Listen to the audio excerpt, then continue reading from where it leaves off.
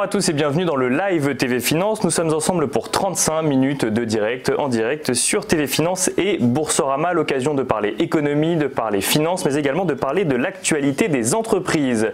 Alors au sommaire de cette édition, nous recevrons tout d'abord Nicolas Budin, gérant action chez Myria AM. Nous suivrons ensuite l'ouverture de la bourse avec Eric Seban, trader et coach chez Perceval Finance. Nous suivrons ensuite les Market Movers ce matin avec Dorian Abadi, formateur en analyse technique. Et enfin, nous recevrons Bernard Blot, cofondateur et dirigeant de The Must pour 10 minutes de parole de dirigeant. Mais tout de suite, un petit peu d'actualité économique. Tout d'abord, Emmanuel Macron met en garde les parlementaires britanniques à l'occasion du Premier ministre irlandais, de la visite du Premier ministre irlandais Leo Varadkar à Paris hier afin d'examiner les conséquences éventuelles d'un no deal. Le président français a déclaré « Si le Royaume-Uni n'arrive pas à trouver une solution qui réunit une majorité, il aura choisi de lui-même de sortir sans accord ». Emmanuel Macron a ensuite déclaré que l'Union européenne ne peut éviter l'échec à la place du Royaume-Uni, estimant que celle-ci est l'otage de la résolution de la crise politique qui s'y déroule et que cela ne peut durer éternellement. Une déclaration qui fait suite, rappelons-le, au rejet par le Parlement britannique de toutes les alternatives proposées pour un Brexit avec accord.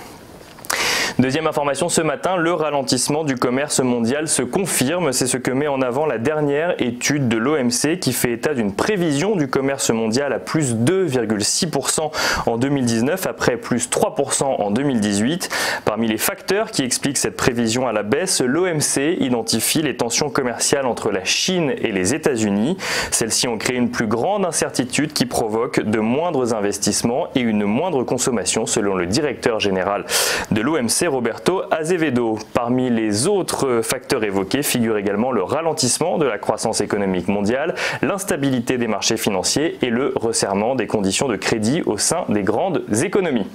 Et enfin, troisième information, le grand débat national est arrivé hier à l'Assemblée nationale. 4 thèmes sont prévus pour une session tenue entre hier mardi et aujourd'hui mercredi.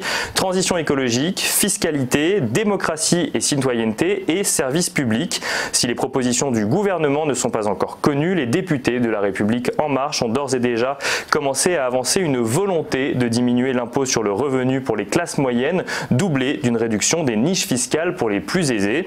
De leur côté, les groupes d'opposition regrettent le manque de propositions de l'exécutif et dénoncent un débat dans le vide.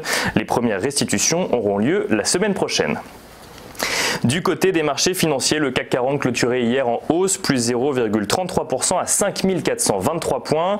Du côté des marchés américains, le Dow Jones perdait moins 0,3% à 26 179 points.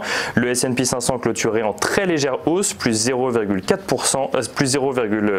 points gagné à 2867 points. Et enfin, le Nasdaq Composite, plus 0,26% à 7848 points.